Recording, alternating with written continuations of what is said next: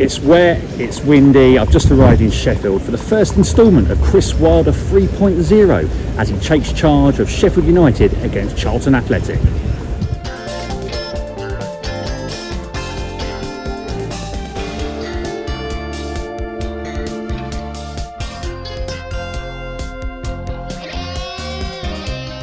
And Wilder starts his third stint as manager here at Bramall Lane with the club in a bit of a pickle. They're sitting bottom of the Championship, having lost all 5 of their opening games, and also they lost in the Carabao Cup as well. Ruben Celis lost all 6 of his matches.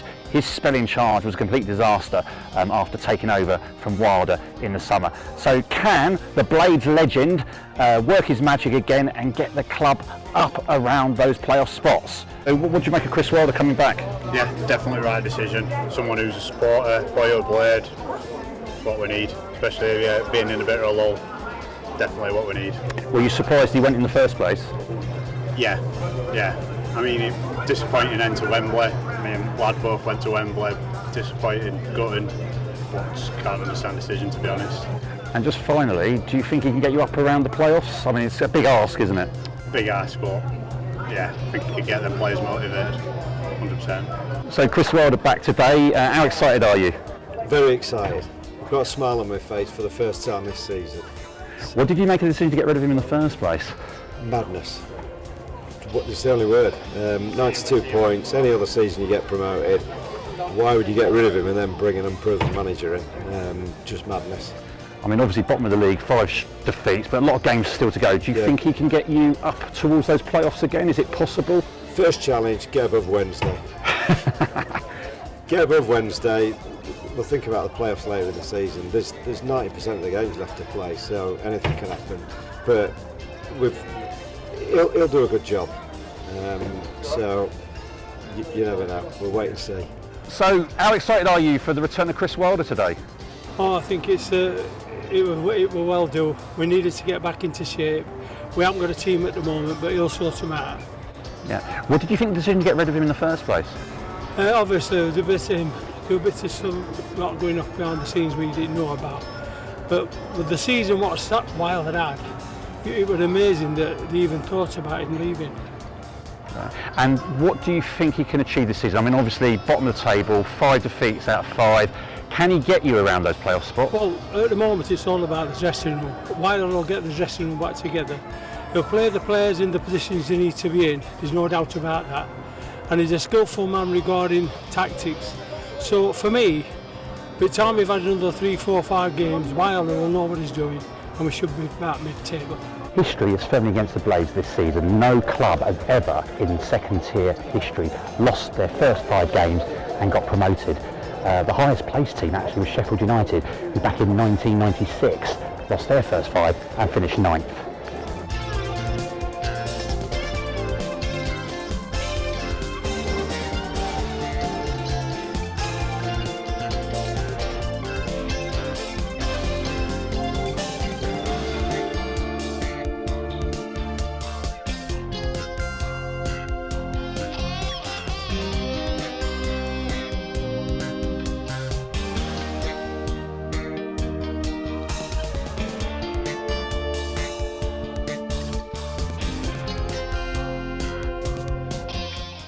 Well, I'm all fed and watered, but very controversially, I've decided to have my first Bovril of the season. I know that's controversial with it being September, but with it chucking down and cold outside, it seems very apt.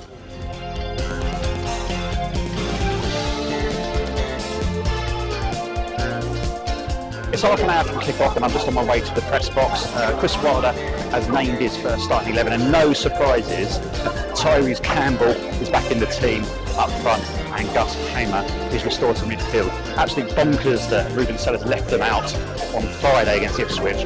You know, when you're trying to create chances, just like to score goals, you don't get rid of your best creator and your top goal scorer. So common sense from Wilder ahead of this Charlton Athletic game.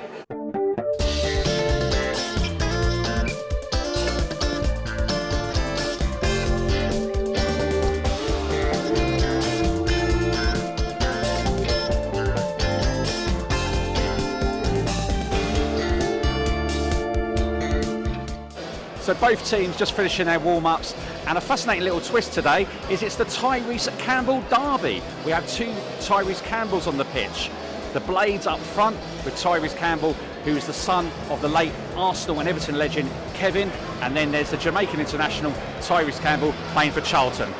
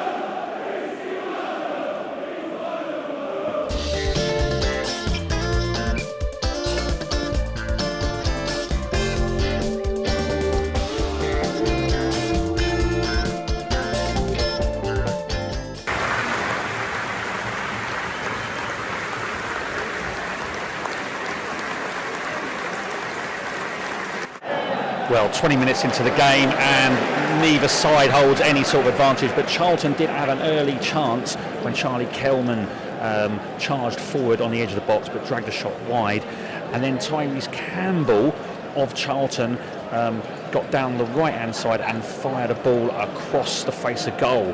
Charlie Kelman wasn't happy because he was hoping for the ball to be cut back, but Charlton Hearts were in mouth just a few moments ago when Thomas Kaminski, the goalkeeper, let a James Bree back pass roll under his foot, and he just managed to get it away just in the nick of time before Callum O'Hare pounced.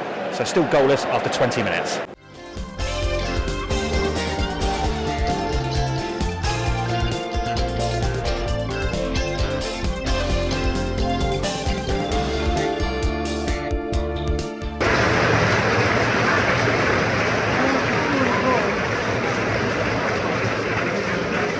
Well, the first 45 minutes of Chris Wilder's return has been pretty subdued stuff from Sheffield United.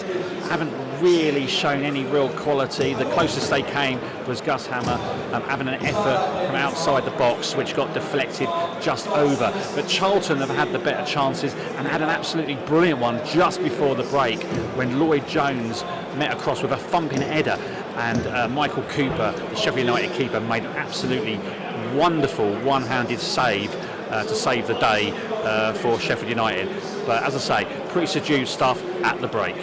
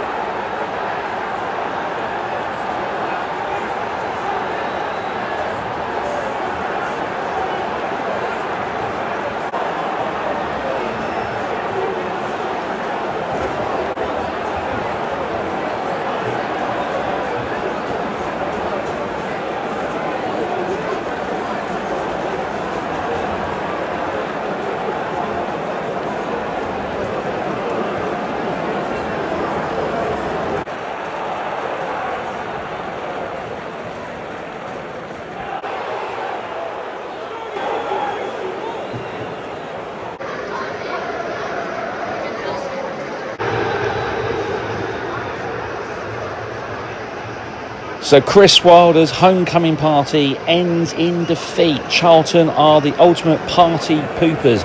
Isaac Olaofe scoring in the 90th minute to snatch victory, and it was no more than Charlton deserved. A lot for Chris Wilder to ponder. Ends in heartbreak, 7 defeats in a row, and rock bottom of the championship.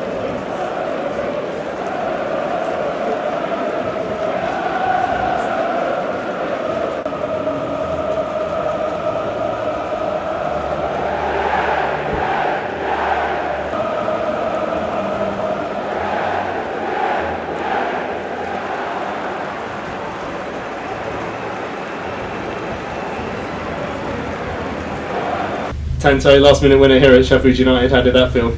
Yes, as I said before, like, it's always a great feeling to score, and scoring in the last minutes. I think Charlton's got a habit of doing that, so hopefully we can, long may it continue. But we would say that we want to get the game over and done with, just earlier in the game, so it puts less pressure on ourselves when we get towards the end.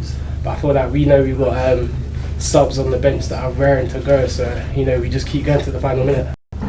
If you look at the context and you look at the difficulty of the game, one, this is Sheffield United away, it's a fantastic football club, full house, a returning manager who's been synonymous with success here. So to put in that level of performance, I thought was outstanding, really was. First half, I thought we were the better team, we had the better chances. We had 1 or 2 on a counter. We had a really good opportunity, 2 good opportunities from second phase in terms of the keeper made a great save, then we could have scored, and then we had opportunities. We had pretty similar opportunities to what Ipswich had the week before, yet they ran up 5-0 and we only won. So that's a learning curve for us, but I thought the level of performance was fantastic. And then second half, the game changes, I thought, really give us a real impetus and went on, and as I said, without being disrespectful to anyone, I thought we thoroughly deserved that. Not the homecoming that, from a results point of view and performance point of view. Thank everybody for the sort of the reception we got, and I'm really disappointed that we've not rewarded their fabulous support with a result. Really, it's, maybe I underestimated the amount of work that we need to do as well. No good having a big week if. And not all negative, some bits and pieces up on the back of it. That was okay. Just expect a lot more. There's a little bit of a fragility about us at the moment, and maybe I shouldn't have underestimated that and underestimated the effect of the last sort of 4 or 5, 6 games towards us. Chaotic at times. Especially second half, no real control in the game. There is a young partnership in the middle of the park there. Not many championship appearances between them. It's a new centre back partnership. There's some stuff that was okay as a period in the first half for 20-25 minutes that. If we would have produced that for 75% of the game, then I think we'd have been okay. But we sort of dropped off towards the back end of the first half. 2 midfield players just vacated that middle of the park straight away and left ourselves open. And then second half, just didn't. I'm not saying that we were under pressure. It felt more us that we were. Going to find that first goal, but always because of the turnover and the lack of us creating that momentum to force and to probe and to create. There was always the opportunity. One of the things we did say at half time was, a clean sheet is an absolute must for us off the back of the results that we've had. And the goal goes in with a catalogue of really poor goals that have been conceded so far. Can you just describe the scenes at the end? Obviously you went over to the fans and you said you lost control when the winner went in, but you seemed to lose control again right at the end with the emotion. No, that was control. That's it. That's, to be fair, you're celebrating with your fans. They've travelled up. It's absolutely hammering down. It's typical Yorkshire weather, and without being disrespectful to anyone, but it is, and it's blowing again. And they've had to travel up, spend money, queue. the roads are shut there, so you can't even get into the ground. It's just showing our appreciation for them, and they were excellent. I thought they were brilliant all game, and they've been brilliant since I've come in. They've been brilliant this season when things haven't quite gone to plan. We would love to have given them that boost last week and given them that euphoria, but we couldn't, so we had to keep it for a week.